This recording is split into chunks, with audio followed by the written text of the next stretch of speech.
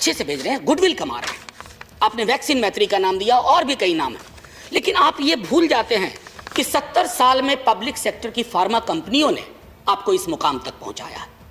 ये आप अगर इस बात को भूल करके सीधे तय कर रहे हैं कि सब कुछ निजी हाथों में दे देना है, तो मैं तो सिर्फ ये कह सकता हूं I wish you good luck. क्योंकि बार बार सदन में दोहराता हूं, कल भी एक चर्चा में ऑफ द रिकॉर्ड चर्चा हो रही थी, कमरे में कहा कि बिल है, चर्चा कर लीजिए, आप वोट करवा लीजिए। आपका नंबर है साहब, लेकिन नंबर ही लोकतंत्र में एक माध्यम है। वो it is not an and, it is a means. आप मीन्स और एंड का जो फर्क है उसको खत्म कर रहे हैं। इसलिए आप तो 52 में तो विपक्ष था ही नहीं, 52 में। लेकिन जब मैं पढ़ता हूं 52 में विपक्ष को कितना वक्त मिलता था, विपक्ष की कितनी सुनी जाती थी, और सरकार के अंदर ही विपक्ष था। कांग्रेस के बाहर के लोग बहुत कम थे, कांग्रेस के अंदर विपक्ष था। वो विपक्ष आपके यहां नहीं हो भी नहीं सकता, हो ही नहीं सकता। लेकिन वो विपक्ष चाहिए।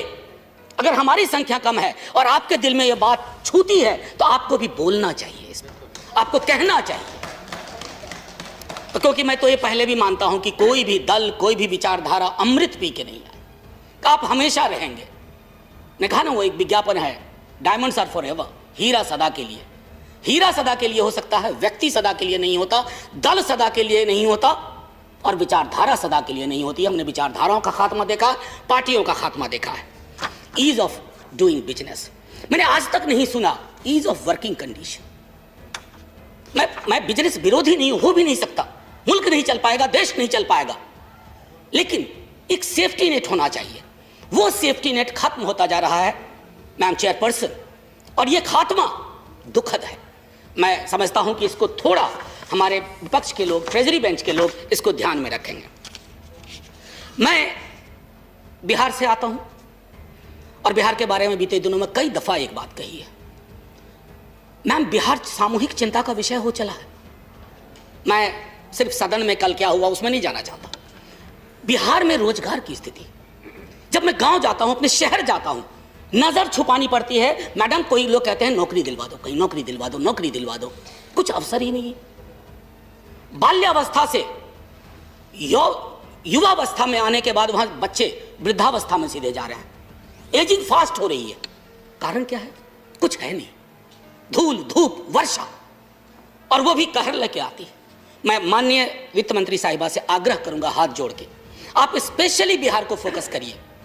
ये कहा जाता है कि कोई बच्चा कमजोर हो, उस कमजोर बच्चे को आप अच्छी नजर से देखिए, थोड़ा दूसरों से अलग व्यापक नजर से देखिए, विशाल हृदय के साथ देखिए। बिहार को जरूरत है, क्योंकि बिहार में रोजगार के अवसर नहीं होंगे, निवेश के अवसर नहीं होंगे।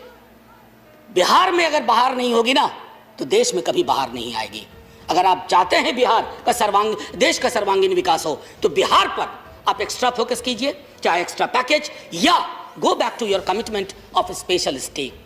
और ये मैं बार बार कह रहा हूं, खैरात नहीं है, लेकिन आज मैं याचक की तरह आपसे मांग रहा हूं कि बिहार को अलग नजरिए से देखिए, थोड़ा ज्यादा देखिए, क्योंकि बिहार बहुत पीछे छूट गया है। कल ही मैंने सदन में कहा था कि बिहार इस देश का, जो एक होता है ना इकोनॉमिक थियरी में अंडर डेवलपमेंट की, मेट्रोपोलिस एंड सैटेलाइट, बिहार उसमें आपका सैटेलाइट बन गया है, थर्ड वर्ल्ड है।